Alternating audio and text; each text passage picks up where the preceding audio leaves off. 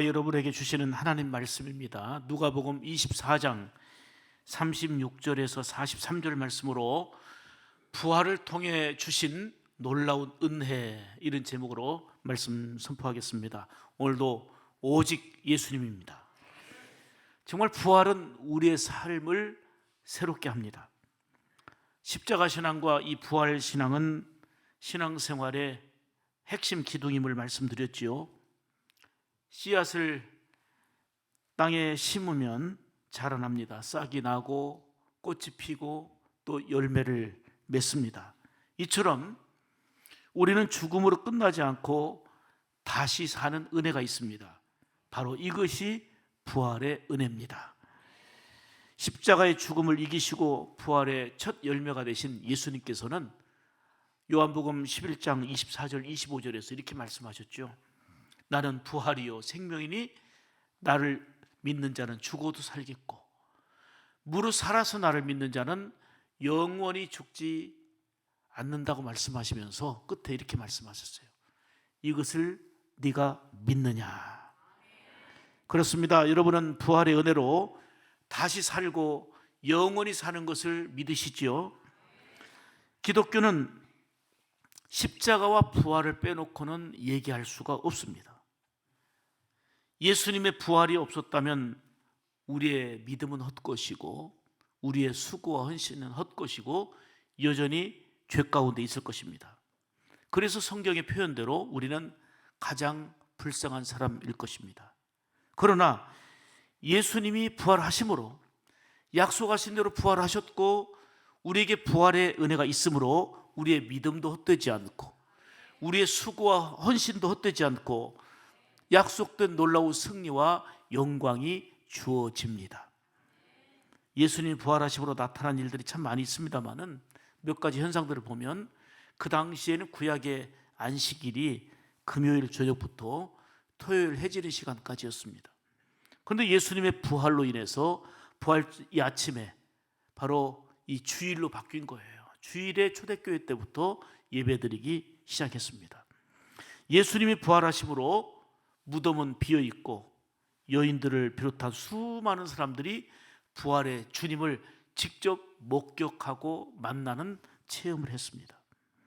예수님이 십자가에 돌아가신 이후에 두려워 숨었던 제자들이 부활하신 예수님 만나고 담대히 나서서 예수 부활하셨습니다.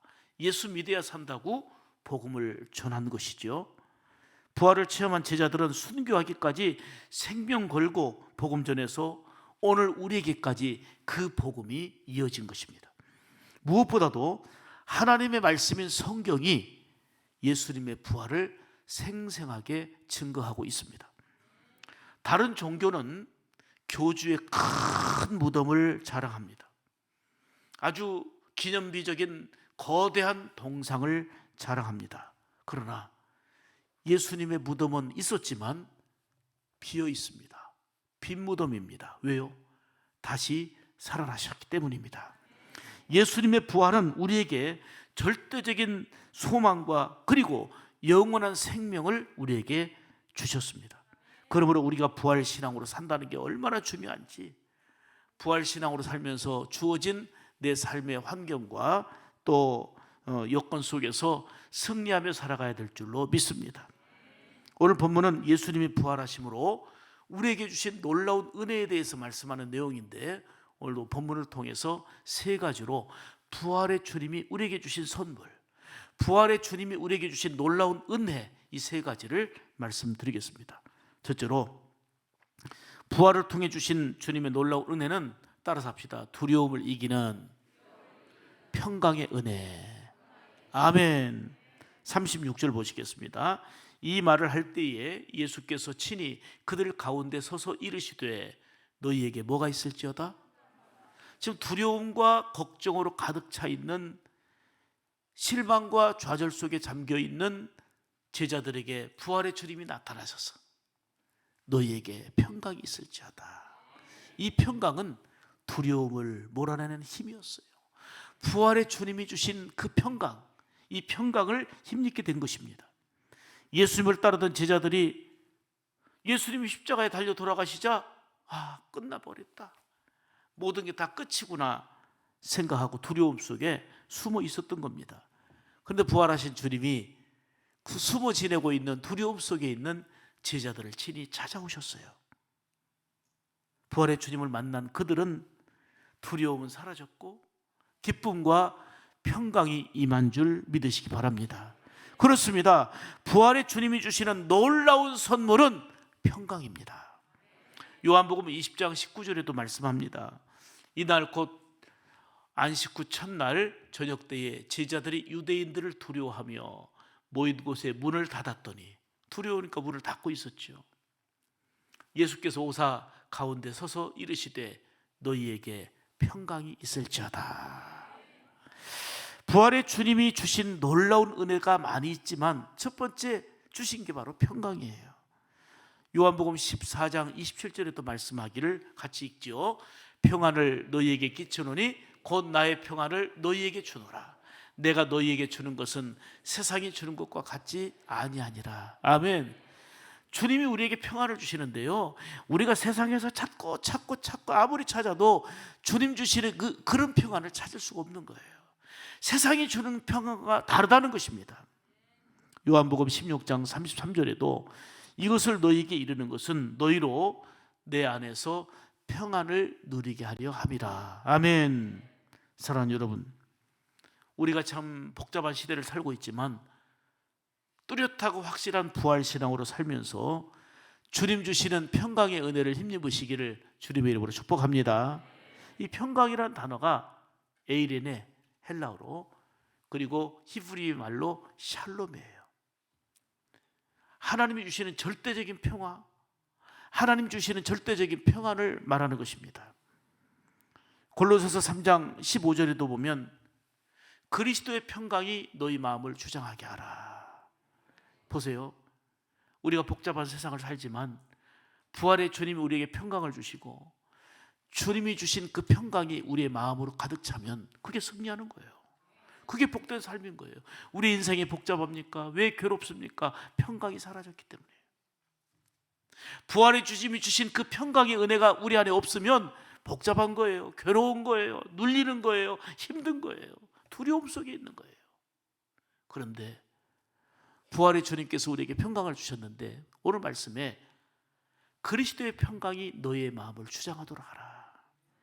여러분의 마음은 뭐가 주장해요? 그리스도의 평강이. 아멘. 같이 읽겠습니다. 시작. 그리스도의 평강이 너희 마음을 주장하게 하라. 너희는 평강을 위하여 한 몸으로 부르심을 받았나니 너희는 감사하라. 평강을 주신 부활의 주님을 찬양하며 감사하기를 원합니다. 우리가 사는 이 세상에서의 가장 큰 고민이 뭡니까? 두려움이에요. 걱정이에요. 불안이에요. 더 많이 공부하면 불안을 이길 수 있을까요? 지금보다 더 많이 재산을 쌓으면 두려움과 걱정의 문제를 해결할 수 있을까요? 내가 많은 업적을 쌓으면 두려움과 불안과 걱정의 문제를 해결할 수 있을까요? 세상에서의 가장 큰 고민은 불안과 염려, 그리고 예측할 수 없는 재앙 등으로 평강이 없는 거예요. 그래서 미국의 참 큰 부자로 알려진 그 폴 게티라는 사람이 한 말이 있어요. 뭐 남들이 부러워하죠.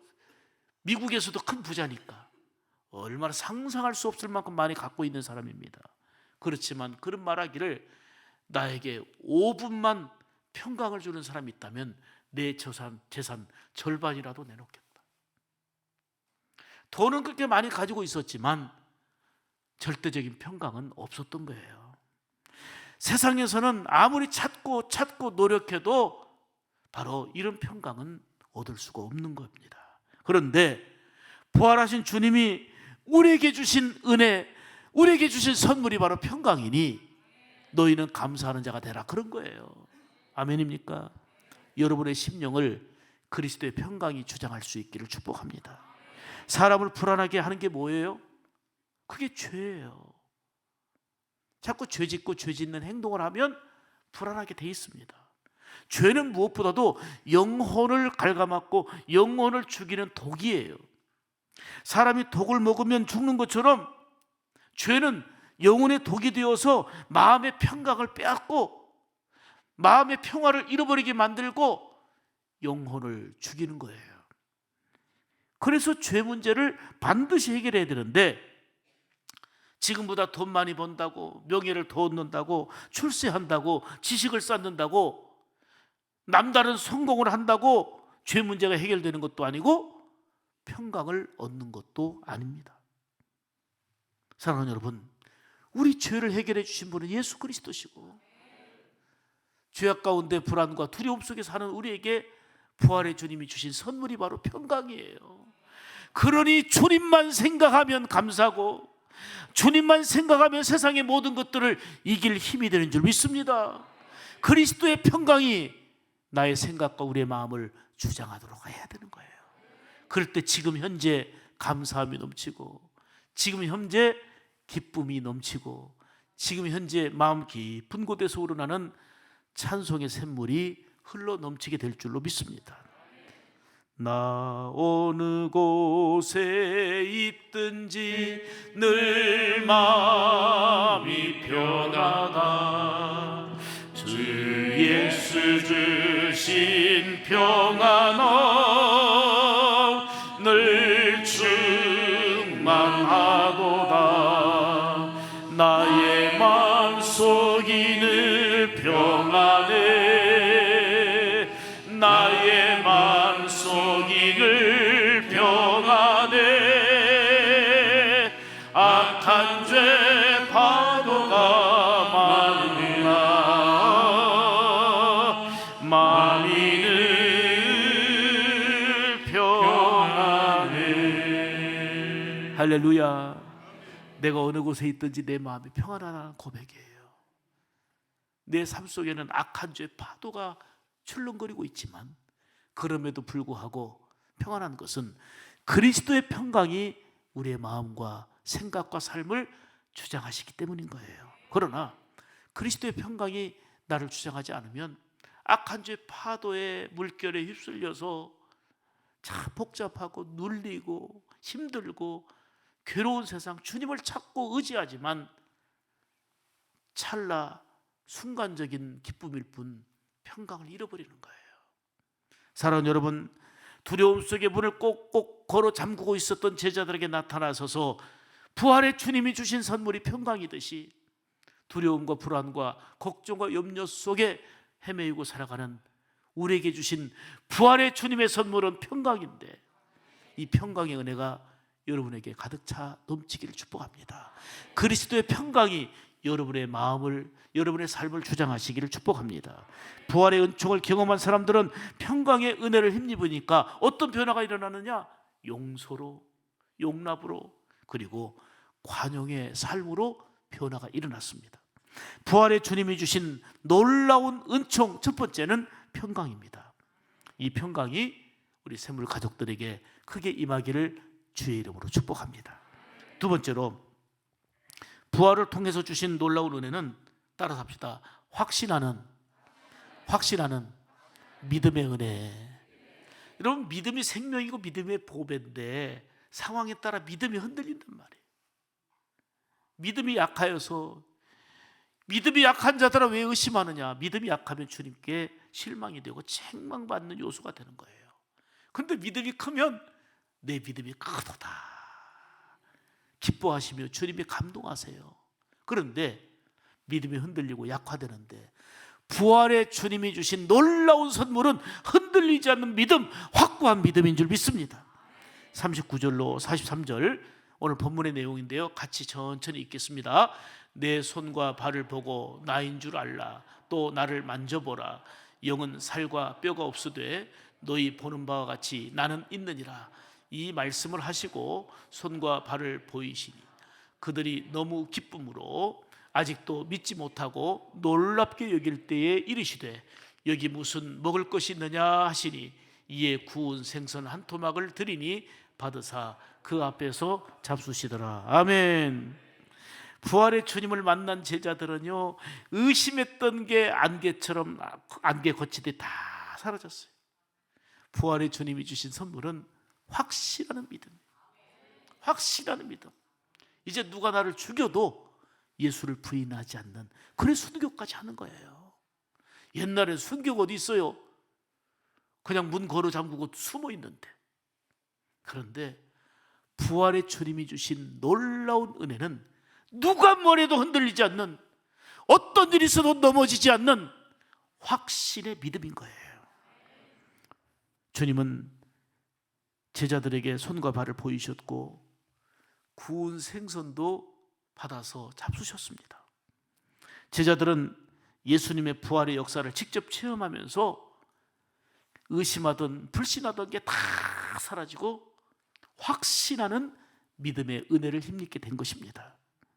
요한복음 20장을 보면 제자 중 하나인 도마가 예수님이 부활하셨다는 다른 동료들의 얘기를 듣고도 믿지 못한 거예요. 아니, 어떻게 다시 살아나?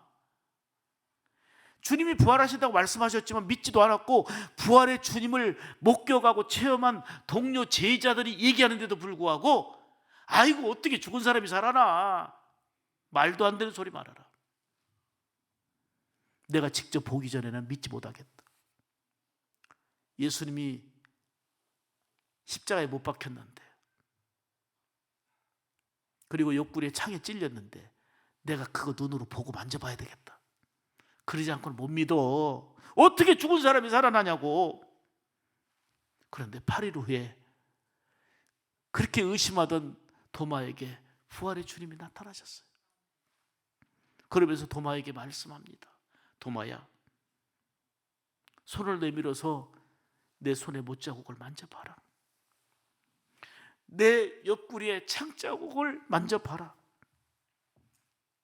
요한복음 20장 27절을 보면, 따라서 합시다. 의심하지 말고 믿으라. 의심하지 말고 믿으라. 아니, 예수님 말씀도 못 믿었을 뿐만 아니라 부활하신 주님을 만난 제자들이 얘기하는데도 아이고 어떻게 살아나? 말도 안 돼. 이런 도마에게도 주님이 나타나셔서 다 보여주시면서 의심하지 말아라. 믿음을 가져라. 아멘. 이때 도마는 의심했던 마음이 너무너무 송구했고 그 자리에 엎드려서 나의 하나님, 나의 구주라고 고백합니다. 예수님은 나의 하나님이시오, 예수님은 나의 구주가 되신다고 고백한 것은 부활의 주님이 주신 놀라운 선물, 흔들림 없는 확신하는 믿음인 겁니다. 이때 예수님께서 말씀하셨어요. 너는 어찌하여 본고로 믿느냐? 너는 어찌하여 눈으로 확인하고 믿느냐? 보지 못하고 믿는 자들은 복이 있도다 그랬어요. 아멘입니까? 부활의 주님이 주신 놀라운 은혜는 어떤 일에도 넘어지지 않고 흔들리지 않는 확신 있는 믿음인 거예요. 성도들은 삶 가운데 이런저런 문제들을 만나면서 흔들려요. 하나님 계신가? 주님 계신가? 정말 흔들리고 넘어져요. 낭망해요. 문제의 짐이 무겁고 힘든 것도 이유고, 내가 감당할 수 없는 수고하고 무거운 짐이 나를 짓누르고 있는 것 때문이기도 하지만 사실은 확신하는 믿음을 갖지 못하고 있기 때문입니다. 믿음이 약하고 믿음이 흔들리면 결국은 내 가치관도 흔들리고 내 사명도 흔들리고 결국은 내 삶도 흔들리는 거예요. 우리는 분명하게 예수님을 하나님의 아들이요 그리스도로 믿어야 합니다. 도마처럼 우리 주님은 나의 하나님이요 나의 구주가 되심을 믿음으로 고백하는 확실한 믿음의 사람으로 서기를 축복합니다. 그래서 우리는 이렇게 찬송하는 거지요. 우리 주만 믿으면 모두 구원 얻으며 영생복락 면류관 확실히 받겠네. 부활의 주님이 주시는 놀라운 은혜는 흔들림 없는 확고한 믿음, 확실한 믿음인데, 바로 이런 확실한 믿음, 확고한 믿음으로 무장하여 승리하는 여러분의 삶이 되기를 축복합니다. 세 번째로, 예수님이 부활을 통해서 주시는 은혜는, 따라서 합시다. 복음 전하여 영혼을 살리는 사명의 은혜. 아멘. 부활의 주님은 사명을 주셨어요. 사명이 뭐예요? 가장 중요한 사명이 복음 전하여 생명 살리라는 거예요. 영혼 살리라는 거예요. 그래서 예수님께서는 부활하시고 제자들에게 너희들은 부활의 증인이 되라 말씀하셨습니다. 사실 예수님께서 제자들을 처음에 부르실 때 어떻게 하셨어요? 물고기 잡는 사람, 세관에 앉아있는 사람, 각자에 있는 그 사람들을 부르실 때에 나를 따라오라, 사람 낚는 어부가 되게 하리라 그러셨잖아요. 그리고 제자들을 3년간 양육시키고 훈련시키신 다음에 철저하게 가르친 다음에 예수님께서는 십자가에 죽으시고 부활하시면서 부활의 몸으로 제자들에게 분부한 게 뭐예요? 너희들은 부활의 증인이 되라. 복음 전하여 그 영혼을 살리는, 생명을 살리는 사명자가 되라, 그 말입니다. 48절에 보면 너희는 이 모든 일의 증인이라 그랬습니다. 마태복음 28장 19절에 보면 너희는 가서 모든 민족을 제자로 삼으라 말씀했습니다. 마가복음 16장 15절에 보면 너희는 온 천하에 다니며 만민에게 복음을 전하라 말씀하셨습니다. 이거는 2000년 전에 제자들에게만 주신 말씀이 아니고 예수님의 부활로 그 은혜를 힘입은 저와 여러분에게 주시는 귀한 은혜의 선물인데, 그 선물이 복음 전하여 생명을 살리는 사명입니다. 요한복음 20장 21절에 아버지께서 나를 보내신 것 같이 나도 너희를 보내노라 말씀하신 거예요. 예수님께서, 왜 하나님께서 우리에게 예수님을 보내셨습니까? 우리 인류를 구원하라고 보내신 거 아닙니까? 아버지께서 예수님을 보내신 것처럼 예수님은 나도 너희를 보내노라, 부활의 증인 되어서 복음 전하여서 영혼을 구원하고 살리도록 내가 너희를 보낸다, 그 얘기 아닙니까? 놀라운 것은 예수님께서는 사명을 감당하는 자들에게 권세와 능력을 덧입혀 주신다는 사실입니다. 49절 보시면 볼지어다, 시작, 볼지어다 내가 내 아버지께서 약속하신 것을 너희에게 보내리니 너희는 위로부터 능력으로 입혀질 때까지 이 성에 머물라 하시니라. 아멘. 아버지께서 약속하신 것을 너희에게 보낸다 했는데 그게 뭐예요? 성령이에요. 성령이 임하면 권능이 임하는 거고, 성령이 동행하시면 역사가 일어나는 거고, 권능이 나타나는 거 아니겠습니까? 그렇습니다. 부활의 주님이 주신 사명은 복음 전하여 영혼을 살리는 거고, 그리고 이 사명을 다하는 자에게 권세와 권능으로 함께 하신다는 사실입니다. 제자들은 두려웠습니다. 앞으로 어떻게 살까 걱정이 됐습니다. 우리가 따르는 예수님이 돌아가셨으니 말이 그렇지 산다 그러지 어떻게 살아? 안 믿고 있었단 말이에요. 의심하고 있었단 말이에요. 불신하는 동안, 의심하는 동안은 평강도 없고 기쁨도 없고 소망도 없고 다 없었어요. 그런데 부활하신 주님이 두려움 속에 있는 제자들에게 찾아오셔서 너희에게 평강이 있을지어다. 사랑하는 여러분, 부활의 주님이 오늘 여러분의 삶의 자리에 오늘 이 시간에 임하셔서 놀라운 평강으로 함께 하실 줄 믿습니다. 나아가 의심이 사라지고 불신이 사라지고 이제 목숨 걸고 우리 주님을 섬기는 확실한 믿음의 사람이 될 수 있었습니다. 그리고 담대한 믿음으로 복음 전해서 많은 영혼을 살리고 구원하는 그 사명을 감당하게 된 것입니다. 이렇게 복음 전할 때 성령께서 함께 하시고 놀라운 능력과 권세를 더하여 주셨습니다. 예수님께서 십자가에 달려 돌아가신 후에 절망에 빠져 두려워 숨었던 제자들이 예수님 만나고 담대히 복음 전해서 한결같이 다 순교해요. 순교하기까지 담대하게 복음의 사람으로 변화된 것입니다. 주님이 그토록 원하는 영혼을 살리기 위해서 목숨 걸고 복음을 힘써 전한 것이죠. 자, 우리 12제자들의 면면을 볼까요? 세베대의 아들 야고보는 헤로데 왕에게 목이 잘려 순교하고, 베드로는 로마에서 십자가에 거꾸로 못 박혀 순교하고, 마태는 에티오피아에서 복음 전하다가 목이 잘려 순교했습니다. 알페오 아들 야고보는 세상에 복음 전한다고 잡아가지고 예루살렘 성전에서 떨어뜨려 죽게 만들었어요. 순교했어요. 마띠아는 터키에서 복음 전하다가 십자가에 달려 순교했습니다. 안드레는 그리스에서 복음 전하다가 그 X자형에 완전히 그 고통 속에 순교당했습니다. 알페오의 아들 다데오는 페르시아에서 십자가에 못 박혀 순교했습니다. 바돌로메 역시 복음 전하다가 아르메이아에서 살 가죽이 벗겨지는 그 끔찍한 고통을 당하며 순교했습니다. 의심이 많았던 도마는 부활하신 예수님 만나고 저 인도로 가서 복음 전하다가 창에 찔려 순교했습니다. 빌립은 터키에서 복음 전하다가 십자가에 달려 순교했습니다. 열심당원이었던 제자 시몬은 영국에서 복음 전하다가 십자가에 달려 순교했습니다. 요한만이 유일하게 그 당시에 순교하지 않았었는데 에베소에서 예수님의 어머니를 모시고 살았잖아요.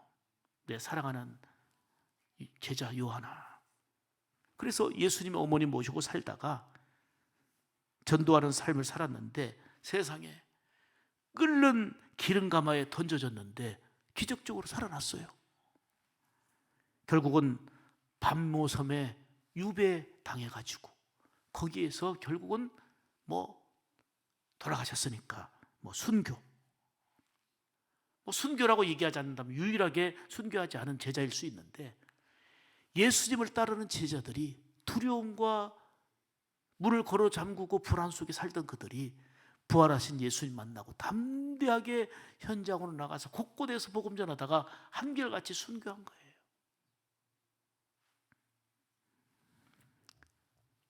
예수 믿는 자를 그토록 미워하고 예수 믿는 자를 잡아 죽이는데 앞장서고 박해에 앞장섰던 그 사도 바울이 사도 바울 되기 전에 얼마나 심한 핍박자였습니까? 그가 부활의 주님을 만나고 그 자리에 무릎 꿇고 완전히 변화되었잖아요.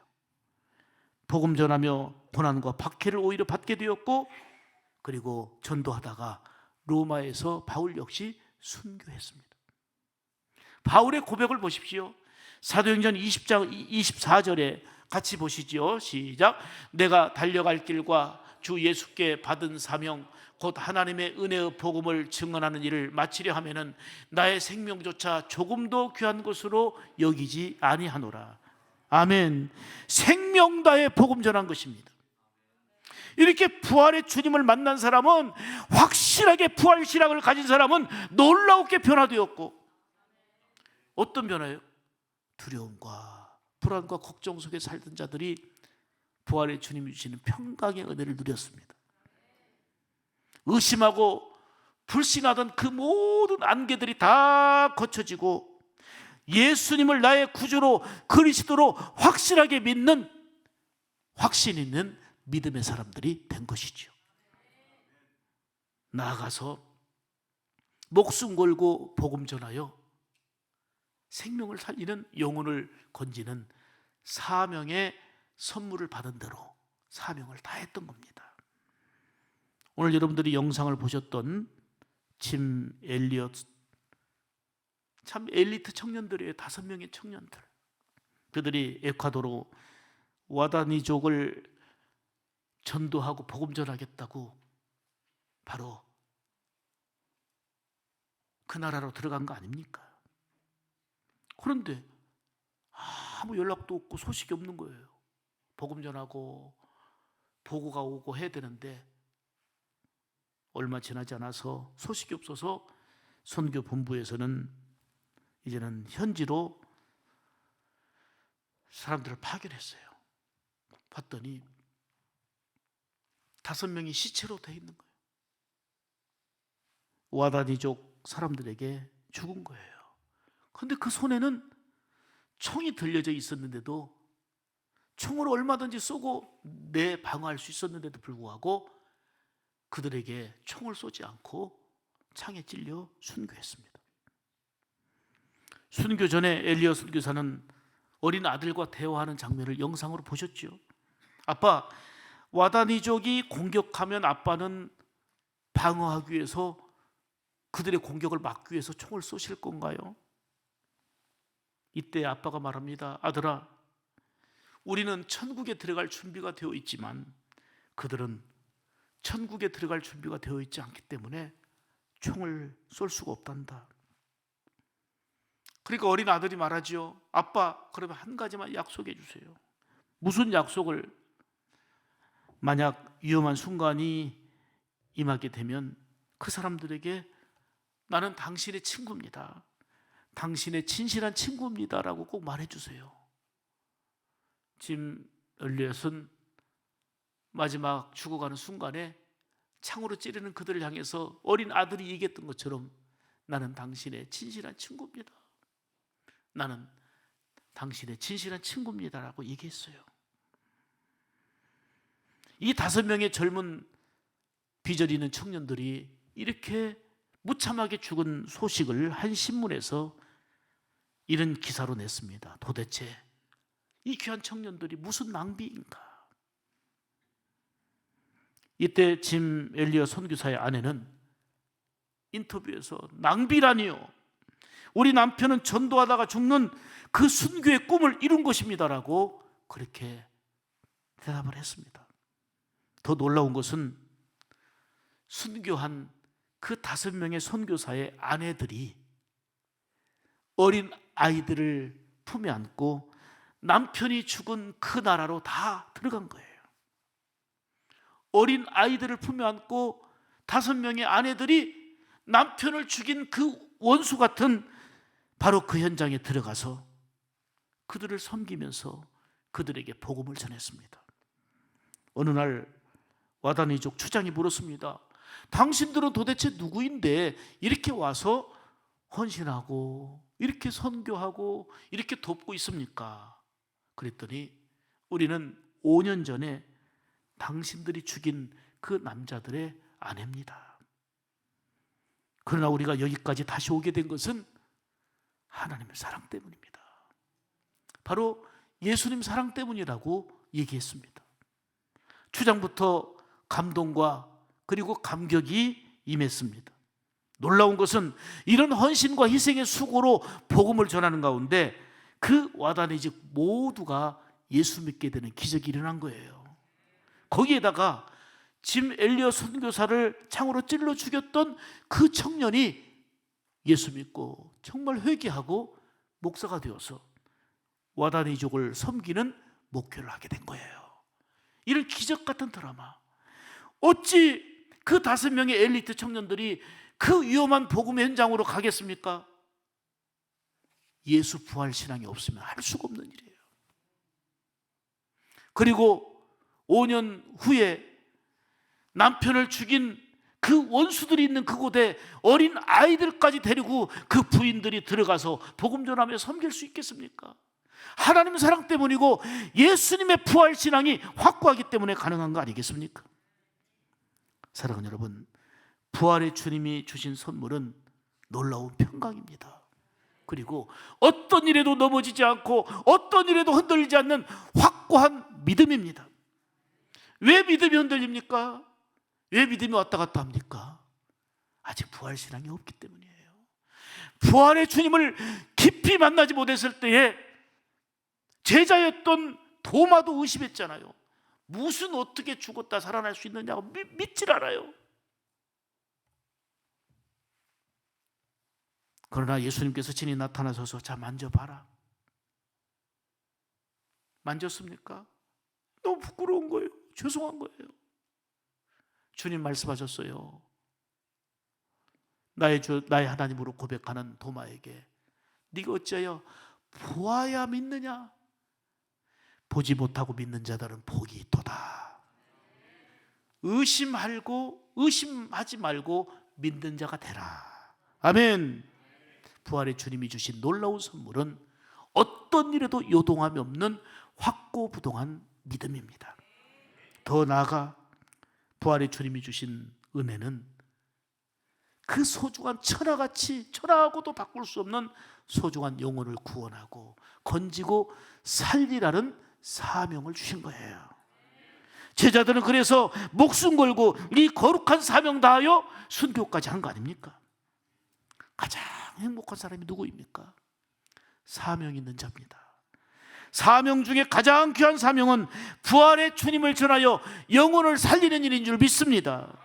사랑하는 여러분, 부활의 신앙으로 우리가 생명 살리는 이 복음을 전하는 전도의 사명을 다해서 주님의 기쁨이 될 뿐만 아니라 약속된 놀라운 위로와 은혜와 그리고 칭찬과 상급이 있는 그러한 여러분의 삶이 되기를 주님의 이름으로 축복합니다.